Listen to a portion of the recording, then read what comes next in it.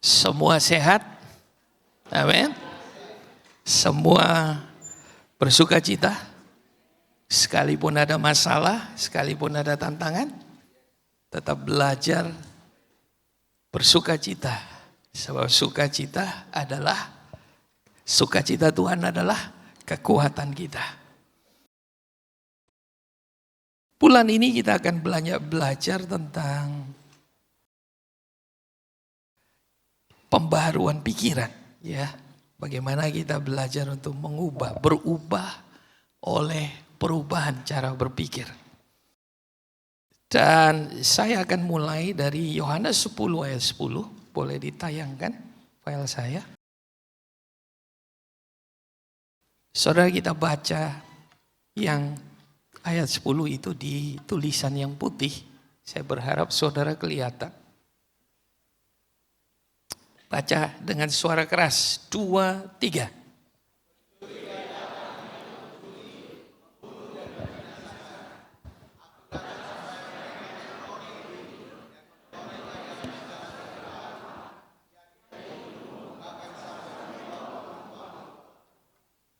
Oke. Saudara, pencuri hanya datang untuk mencuri, membunuh, dan membinasakan. Dan hari-hari ini sedang terjadi. Saudara nonton berita beberapa waktu, bahkan anak hamba Tuhan pun ya bisa kena pressure karena bulian. Saya sampai hari ini kita nggak punya hak untuk menghakimi siapapun, baik orang tuanya maupun anaknya, karena kita nggak tahu masalah sebenarnya. Yang kita hanya bisa belajar bahwa hari-hari ini tantangan yang kita hadapi, bahkan anak-anak kita hadapi, jauh berbeda. Kalau dulu orang tua bisa jaga anakmu, sekarang orang tua nggak bisa jaga anak. Semuanya mereka akan terpapar di sini.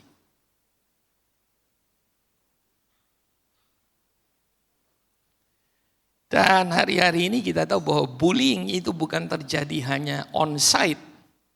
Dan banyak juga dilakukan secara onsite, tapi saudara bisa saja di sini. Yang kita sebut haters. Ya. Tetapi saya ingin ngomong buat saudara bahwa dari awal Tuhan datang, kalau saudara baca ini, saudara kembali diingatkan sama Tuhan. Bahwa Yesus datang, fokusnya cuma satu, tujuannya cuma satu. Dia datang untuk memberi kepada kita hidup dalam segala kelimpahan. Kelimpahan itu bicara bukan hanya materi secara jasmani. Kalau saudara cuma mengartikan kelimpahan atau berkat itu materi, uang, kekayaan, saudara mengecilkan berkat Tuhan dalam hidup saudara. Ingatlah selalu, saya selalu ngomong sama saudara bahwa kelimpahan selalu dimulai dari dalam. Masih ingat? Yesus bilang, kalau kamu percaya kepadaku, maka dari dalam dirimu akan mengalir aliran-aliran air hidup. Dan itu bicara tentang Roh Kudus. Saudara, berkat itu bukan sesuatu yang di luar. Berkat itu ada di dalam saudara. Kapan saudara terima berkat? Waktu saudara undang Yesus masuk dalam hidupmu. Sejak saat itu sumber berkat itu ada dalam saudara. Dan setiap kali saudara bekerja, melayani, melakukan semua hal dalam hidup saudara, yang saudara alirkan adalah berkat Tuhan yang ada di dalam saudara.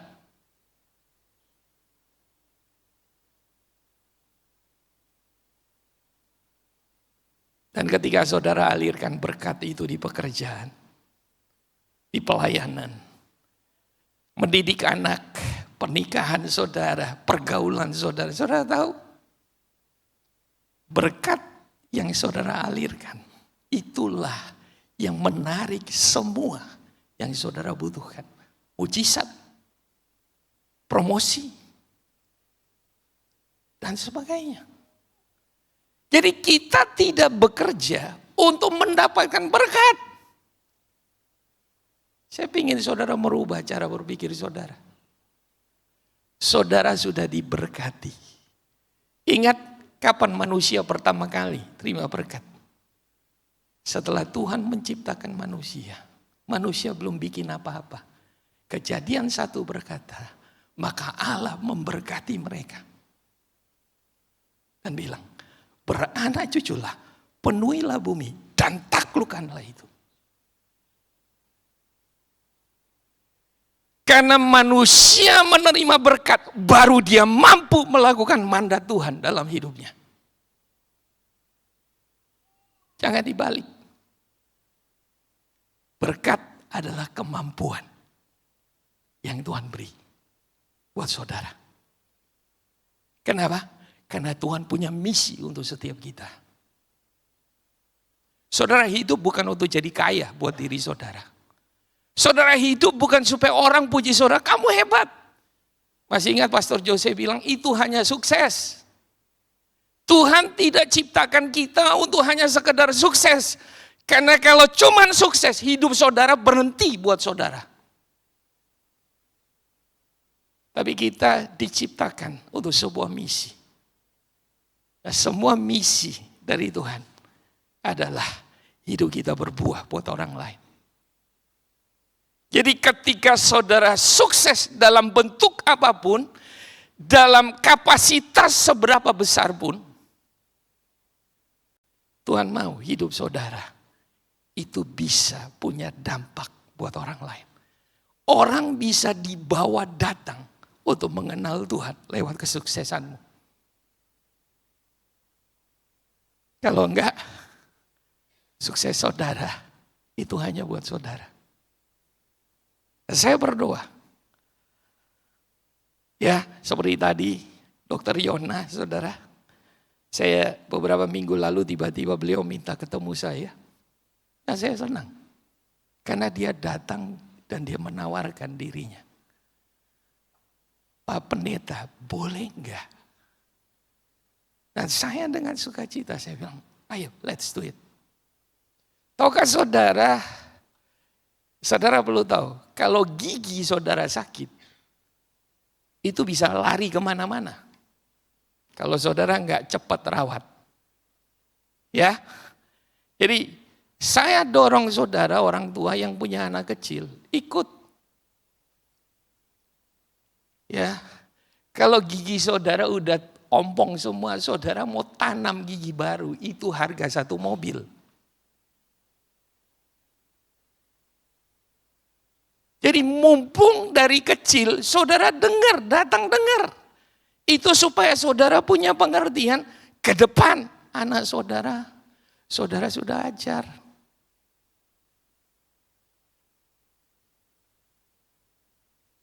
Amin.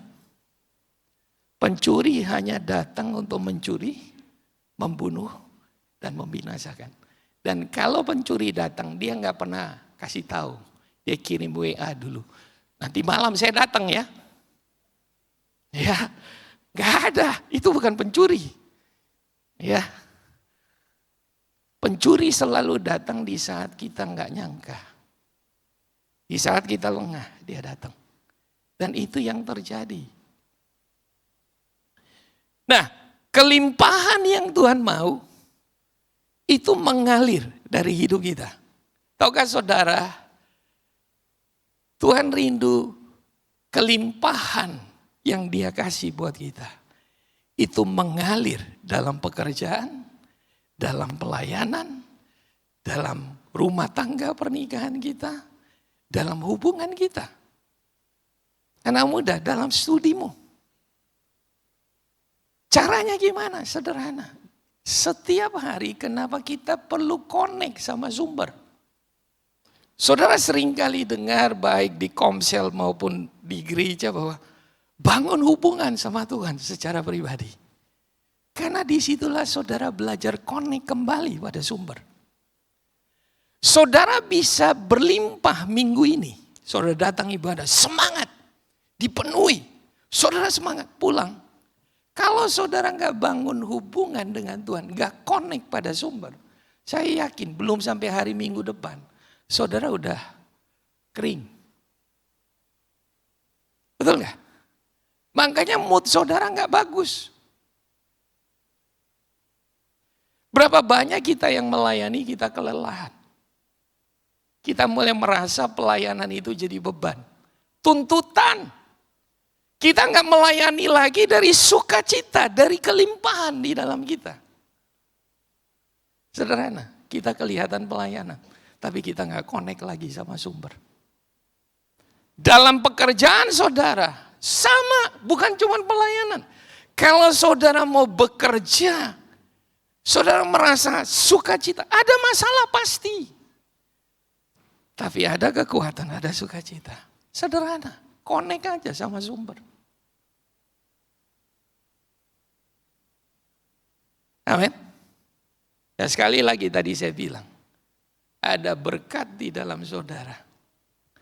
Waktu saudara connect sama sumber. Tadi dibilang, dia memberkati kita sampai overflow, tumpah. Jadi saudara nggak perlu membuat sesuatu. Sesuatu itu keluar dari dalam saudara. Kita melayani, kita nggak perlu maksa orang, nggak perlu. Sesuatu yang mengalir dari dalam. Kita nyembah Tuhan. Hanya orang bisa rasa sesuatu. Amin. Coba saudara praktek hal ini ya. Nah, pencuri itu datang dengan tipu daya di waktu kita lengah. Untuk mencuri, membunuh, dan membinasakan kehidupan kita. Saudara, senjata iblis dari dulu sampai sekarang gak berubah. Namanya tipu daya. Tahukah saudara, dalam hidup ada 2 singa yang setiap hari berusaha menarik perhatian saudara. Ini yang Alkitab bilang. Yang satu namanya singa ompong. Karena dibilang, sadarlah dan berjagalah, berjaga-jagalah. Lawanmu si iblis berjalan keliling sama seperti singa yang mengaum-ngaum. Dia mengaum, tapi nggak bisa nerekam, nggak bisa gigit. Cuman dibilang, dia mencari orang yang dapat ditelannya. Berarti nggak semua orang. Betul nggak? Dari sekian banyak orang yang hadir pagi ini, nggak semua. Dia bisa mengaum, tapi belum tentu semua bisa dia telan. Orang yang bisa dia telan adalah orang yang percaya pada kebohongan yang dilepaskannya. Berapa banyak kita lebih percaya apa yang orang katakan yang negatif, lebih daripada kita percaya pada firman Tuhan. Iblis seringkali bisa pakai orang-orang di sekeliling kita. Saudara, bahkan kita sesama suami istri. Kadang-kadang kalau kita nggak connect sama Tuhan, sumber. Kadang-kadang yang keluar dari mulut kita itu dagingnya kita. Bisa aja. Makanya saudara jangan heran tiba-tiba Petrus disemprot sama Tuhan Yesus. Nyala kamu iblis. Loh coba. Baru dipuji, habis itu langsung disemprot. Iblis kamu. Coba. Apakah benar dia iblis? Enggak. Pemikirannya yang dia lepaskan itu bukan datangnya dari sumber yang benar.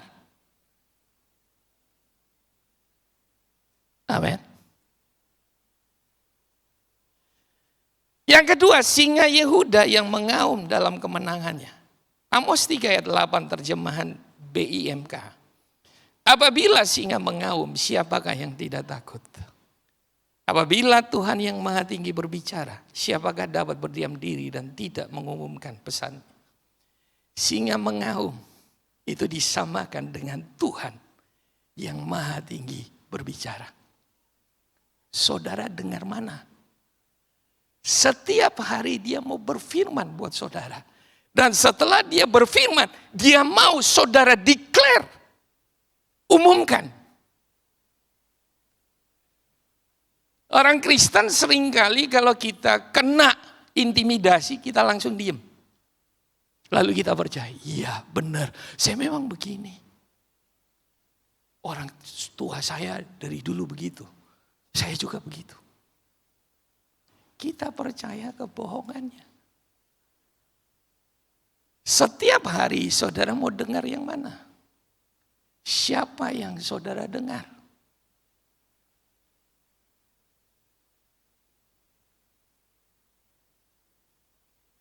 Amin.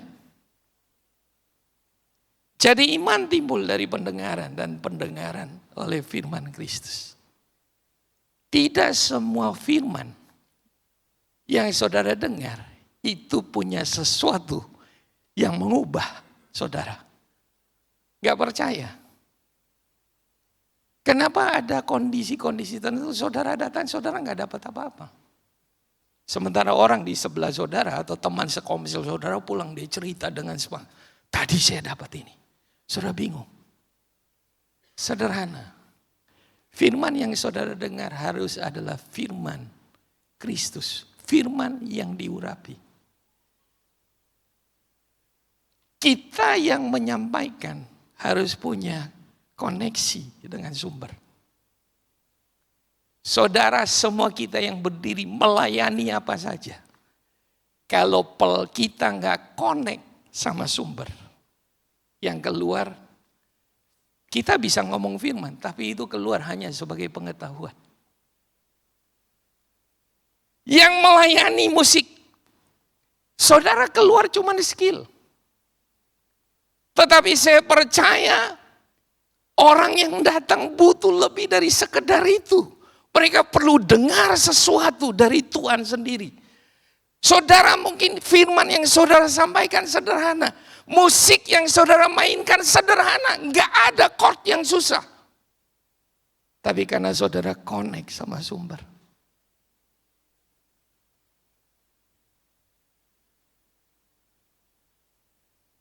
Waktu saudara ngomong, si A bisa nangkap beda, si B nangkap beda, si C nangkap beda. Roh Kudus bicara pribadi sesuai dengan kebutuhan masing-masing. Dan bukan hanya yang melayani, yang datang menerima. Saudara perlu connect sama sumber.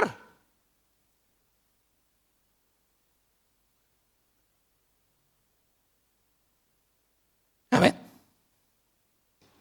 Sebab iman timbul dari pendengaran.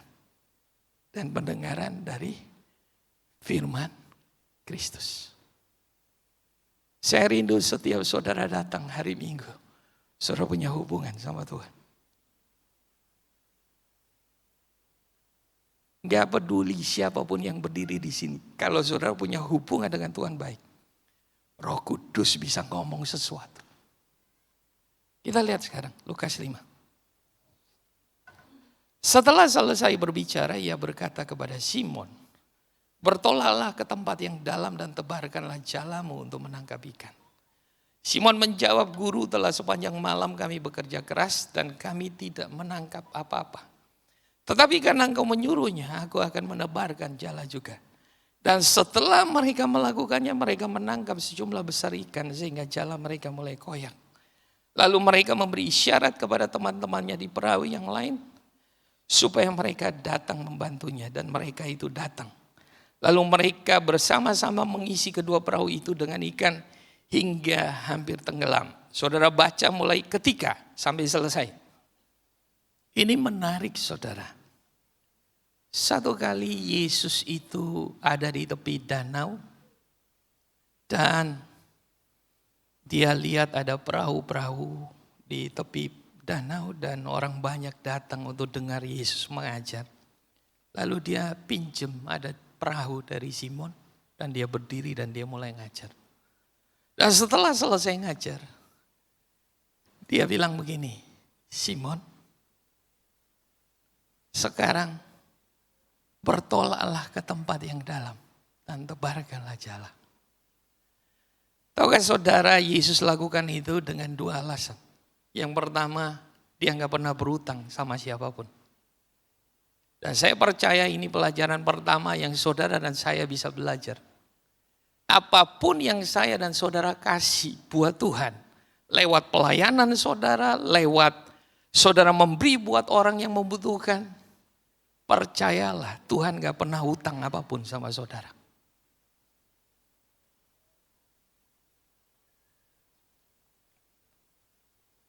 Amin.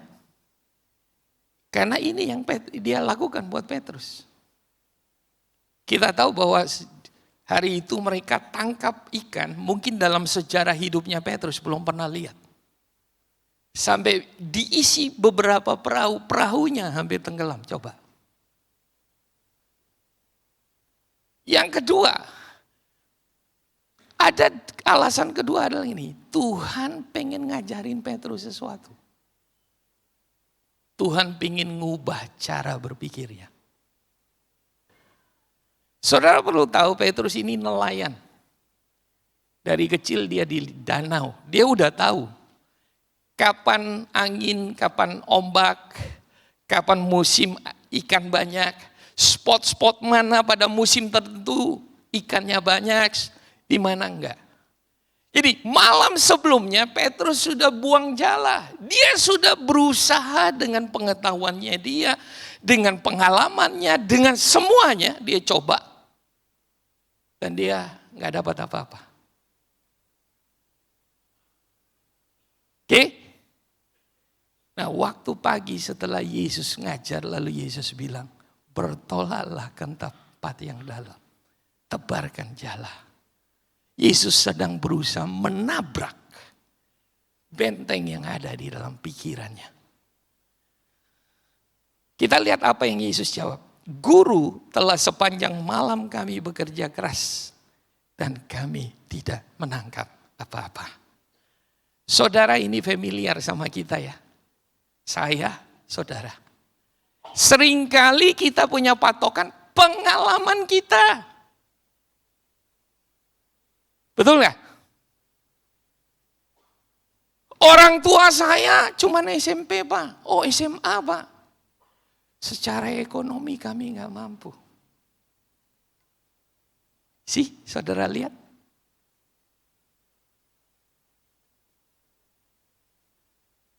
Itu kebohongan yang iblis berusaha masukkan dalam hidup kita. Dan Petrus punya hal itu.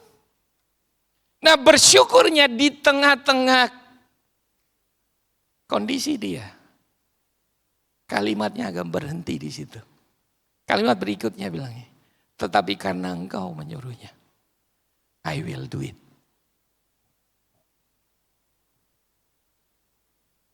Saya nggak tahu kalau firman ini datang buat saudara pagi ini. Saya nggak tahu pengalaman saudara lagi seburuk apa.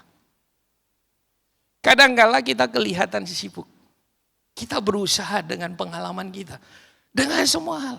Kita sudah berusaha, hasilnya 0.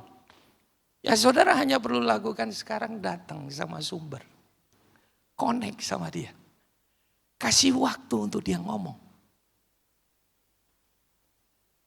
Manusia berpikir dengan kesibukan, maka akan ada yang namanya produktivitas. Tapi Tuhan punya ilmu yang lebih tinggi. Namanya koneksi.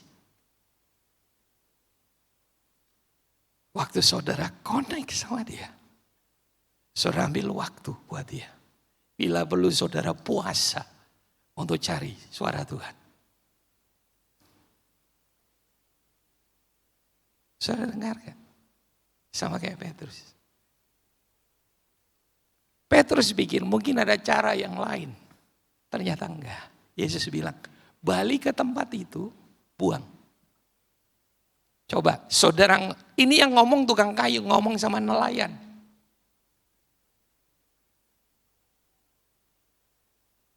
Tapi Petrus belajar taat.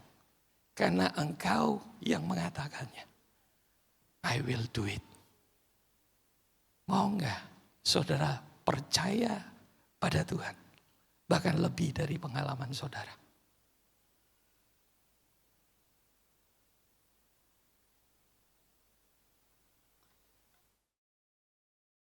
Pengalaman pribadi dan respon orang terhadap diri kita sering lebih kuat membentuk cara berpikir yang akhirnya menjadi benteng dalam diri kita. Ya, daripada firman Tuhan. Ya. Pengalaman kita membuat kita akhirnya membangun keyakinan. Oh, ini gini, oh ini gini.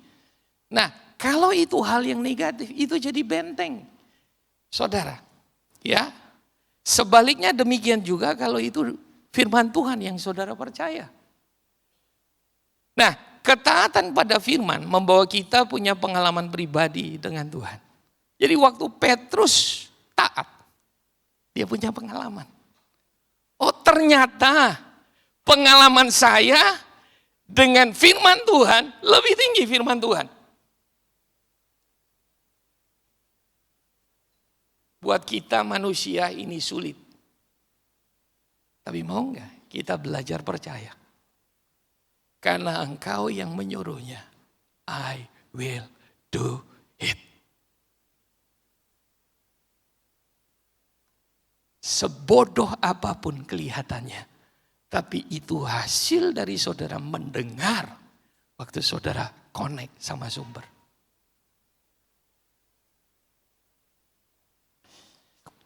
Dan pengalaman pribadi dengan Tuhan sangat membantu dalam menghancurkan cara berpikir yang salah dan membangun cara berpikir yang benar. Amin. Kalau saudara sudah mengalami, keyakinan saudara jauh lebih kuat. Makanya pengalaman yang gagal, buruk dan sebagainya perlu digantikan dengan pengalaman saudara dengan Tuhan. Dan untuk mengalami pengalaman dengan Tuhan, gak ada jalan lain selain saudara belajar untuk melakukan firman. Taat, itu aja. Ketaatan selalu membawa pada pengalaman. Sadar atau tidak ada benteng pertahanan di pikiran kita yang terbentuk sedemikian rupa. Sehingga di saat mendengar firman Tuhan, belum tentu kita bisa mendengar, menerima serta berkata, ya dan amin. Yang artinya, terjadilah demikian. Sebaliknya kita sering malah berpikir, masa sih? Iya sih, tapi itu kuno. Atau mana mungkin. Memang semua ini tidak diucapkan, tetapi kita berargumentasi di dalam hati kita. Kenapa? Karena ada benteng di dalam kita.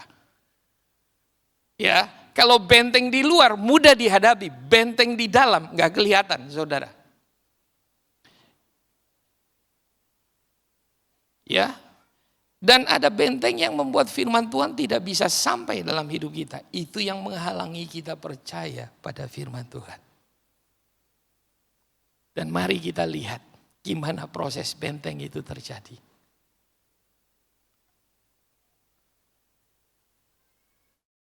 Kita lihat 2 Korintus 10 ayat 3 sampai 5. Memang kami masih hidup di dunia, tetapi kami tidak berjuang secara duniawi. Karena senjata kami dalam perjuangan bukanlah senjata duniawi, karena senjata kami dalam perjuangan bukanlah senjata duniawi. Melainkan senjata yang diperlengkapi dengan kuasa Allah yang sanggup untuk meruntuhkan benteng-benteng. Kami mematahkan setiap siasat orang dan merubuhkan setiap kubu yang dibangun oleh keangkuhan manusia untuk menentang pengenalan akan Allah. Kami menawan segala pikiran dan menaklukkannya kepada Kristus. Kita perlu tahu bagaimana benteng itu terbangun. Karena prinsipnya sama, benteng yang negatif, benteng kebohongan dengan benteng yang benar, itu sama prinsipnya. Dimulai dengan ilustrasi seekor gajah. Saudara tahu, gajah ini waktu dia kecil, dia ditangkap sama masyarakat. Dia masih kecil. Lalu dibawa.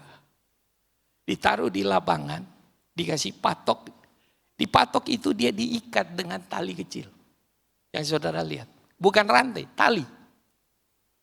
Tali nilon. Singkat cerita, gajah ini dia masih liar. Dia berusaha meronta lepas. Dia coba 1 hari, 2 hari, 3 hari, 1 minggu, 1 bulan, 1 tahun. Gak lepas-lepas. Setiap hari dia berusaha, gak bisa dia bilang. Saya coba besok. Saya coba besok. Saya coba minggu depan. Saya coba lagi. Saya coba. Sampai 1 tahun, 2 tahun, 3 tahun. Akhirnya dia bilang gini. Saya gak bisa. Lepas. Memang ini nasib saya. Tahukah saudara benteng itu dibangun? Saudara lihat tembok itu dibangun bata itu satu-satu. Pengalaman saudara gagal tiap hari. Apa yang orang ngomong tentang saudara tiap hari yang negatif maupun yang positif. Itu kayak ada bata yang saudara taruh waktu saudara percaya. Apalagi orang yang sangat saudara respect. Orang tua, guru, gembala komsel, dan sebagainya. Itu kayak bata yang dibangun. Sampai gajah ini dia tua, dia besar. Dia udah gak mau berusaha lagi. Saudara tahu tali ini tadinya di luar.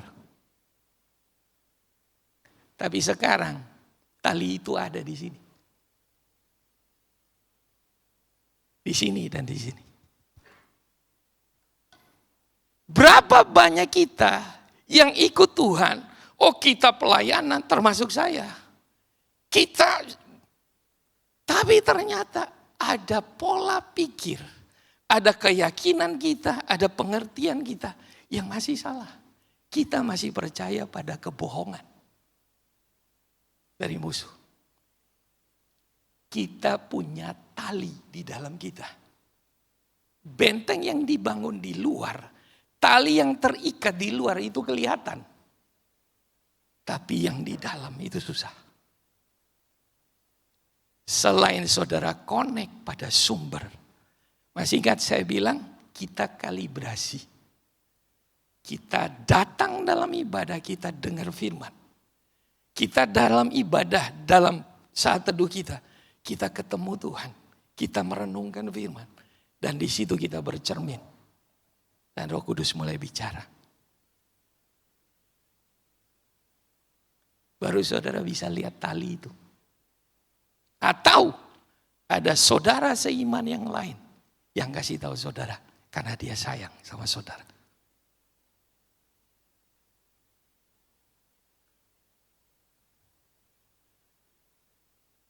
Benteng yang salah, benteng kebohongan itu harus diruntuhkan. Saudara dibilang saudara punya senjata yang diperlengkapi dengan kuasa Allah. Yang sanggup untuk meruntuhkan benteng-benteng. Namanya firman Allah. Iman timbul dari pendengaran. Dan pendengaran akan firman Kristus.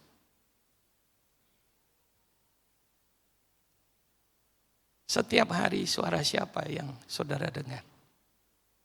Singa ompong atau singa dari Yehuda?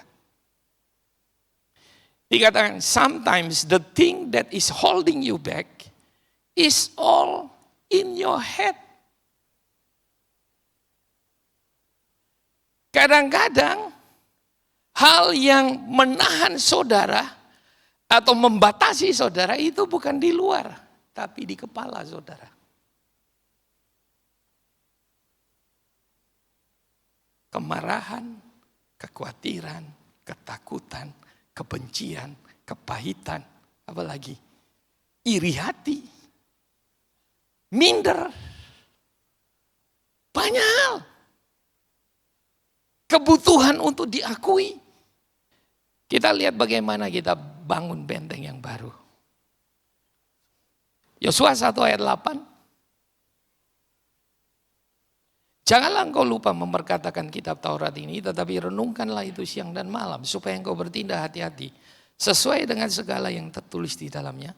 Sebab dengan demikian perjalananmu akan berhasil dan engkau akan beruntung. Yosua dikasih kunci untuk mimpin orang Israel. Saudara tahu Yosua menggantikan Musa. Musa dianggap salah satu tokoh yang besar bagi bangsa Israel. Karena dia yang dipakai Tuhan mengeluarkan orang Israel keluar dari Mesir. Dan saat itu Mesir adalah bangsa yang perkasa saat itu. Paling berkuasa saat itu. Dan Musa mengeluarkan mereka dengan cara yang ajaib, enggak perang.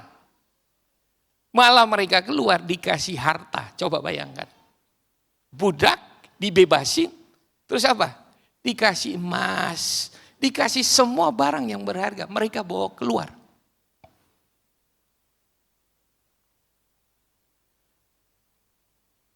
Ya, jadi orang Israel kaya mendadak dalam satu malam. Mereka rampas orang Mesir dengan sukarela. Hanya Tuhan yang mampu melakukan hal itu. Jangan heran kalau saudara setia sama Tuhan, Tuhan bisa lakukan itu sama saudara. Amen.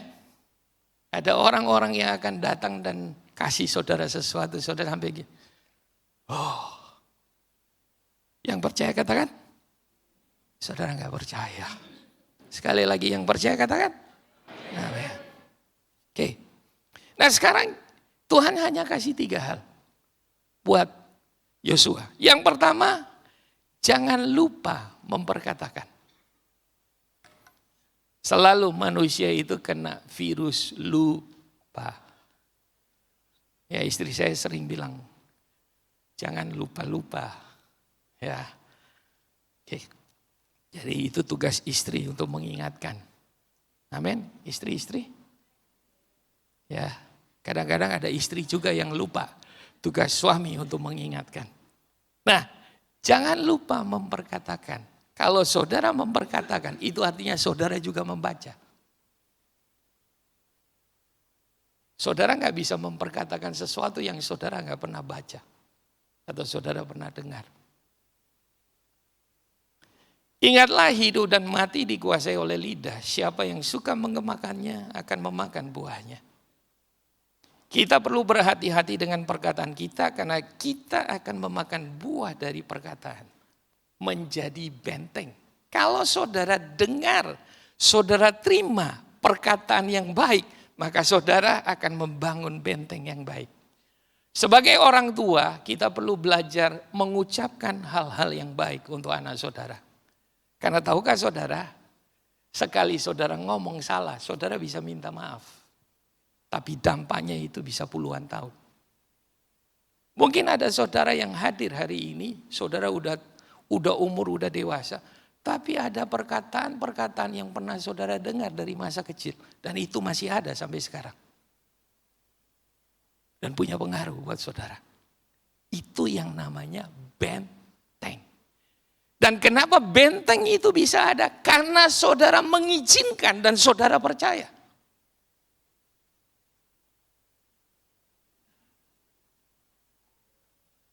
Amin. Sebaliknya kalau saudara ucapkan perkataan-perkataan firman, membangun, memberkati, itu juga akan jadi benteng buat anak-anak saudara. Sehingga anak kalau dibully, gak akan. Bully tidak dilawan dengan bully.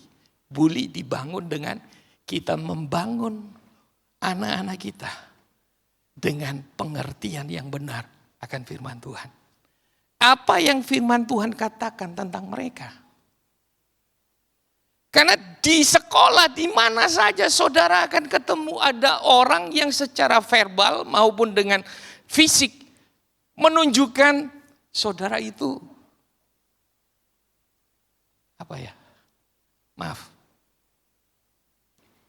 levelnya di bawah. Ada yang sampai mungkin maki saudara, hina saudara. Tapi kalau saudara betul-betul dibangun, saudara tahu siapa saudara di dalam Yesus. Seberapa berharganya saudara, bagaimana Tuhan melihat saudara. Semua yang orang lakukan buat saudara. Saudara akan bisa punya antibodi untuk lawan itu. Mulai dari mana? Memperkatakan. Tahukah saudara waktu kondisi buruk apa yang keluar dari mulutmu? Saudara sedang bangun benteng di dalam diri saudara.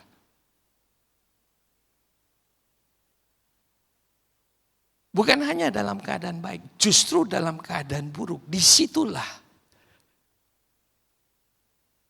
masa yang paling penting. Yang kedua, merenungkan firman siang dan malam. Merenungkan dalam bahasa Inggrisnya adalah ruminate. Yang artinya memikirkan sesuatu sampai dalam. Dan itu diartikan sebagai memamah biak. Nah, kita tahu beberapa hewan herbivora itu sapi, kambing, domba, lembu. Memamah biak, binatang itu dia makan rumput, dia kunyah. Habis itu dia keluarin lagi. Setelah dia keluarin lagi, habis itu dia ambil lagi, dia kunyah lagi. Beberapa kali. Dan akhirnya dia telan. Makanya dibilang, renungkanlah Taurat Tuhan siang dan malam. Bukan cuma sekali, sepanjang hari. Kalau saudara mau bangun benteng yang baru untuk gantikan benteng yang lama, gak ada jalan lain. Saudara mau dengar TikTok, YouTube, saudara dapat informasi banyak. Tapi pertanyaannya, benteng yang mana yang saudara bangun? Tapi kalau saudara merenungkan firman sepanjang hari. Waktu saudara baca pagi firman Tuhan. Waktu saudara saat teduh. Ada bagian firman yang tiba-tiba seperti melompat buat saudara. Entah itu 1 ayat, 2 ayat, atau 1 perikop. Pakai itu sepanjang hari. Saudara renungkan. Kalau saudara lakukan itu 1 bulan aja konsisten. Saudara akan mengalami perubahan yang besar. Yang gak bisa tidur waktu malam. Yang selalu parno. Sedikit-sedikit parno. Jangan-jangan. Jangan-jangan. Jangan-jangan. Saudara akan mengalami kemerdekaan. Bukan saya yang jamin, firman Tuhan. Karena Yesus bilang, begitu engkau mengakui kebenaran. Kebenaran itu memerdekakan kamu.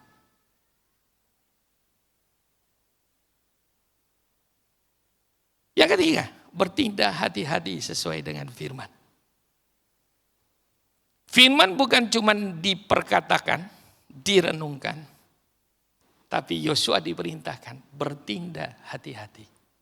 Bicara tentang firman itu bukan cuma jadi tema, jadi bahan khotbah, bahan diskusi di komsel, bahan pengajaran di training. No, pada akhirnya semuanya ujungnya di sini. Dilakukan.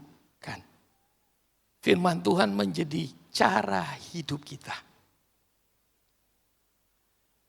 Ingatlah ketika saudara hadapi masalah, ada 2 hal yang saudara perlu cek. Yang pertama, apakah masalah ini datang karena ada firman yang saya langgar? Yang kedua, untuk menyelesaikan masalah ini, bagaimana apa yang firman Tuhan katakan tentang hal ini? Ingat, Petrus berusaha dengan pengalamannya. Dia sudah berusaha dengan semua yang dia tahu, semua yang bisa dia pikirkan.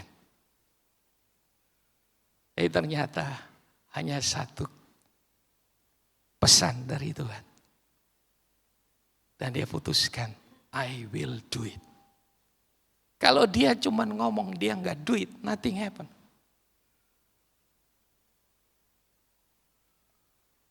Semua komsel yang saudara buat harus fokusnya ke sini. Tanpa itu, anggota saudara nggak akan pernah punya pengalaman dengan Tuhan. Dan kalau orang nggak punya pengalaman dengan Tuhan, dia nggak akan berakar.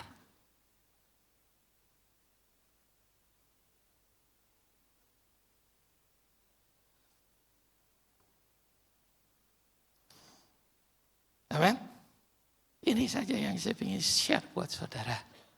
Jadi ingat, saya minta teman-teman naik di atas. Bantu saya sebentar. Saudara lihat gajah ini. Jangan bilang itu suami saya, itu istri saya. Ya, oh itu gembala komsel saya. Oh itu teman komsel saya. Atau itu bos saya di perusahaan. No. Coba kita lihat itu kita. Karena seumur hidup kita harus belajar untuk menemukan. Masih ada enggak tali yang ngikat kita di dalam.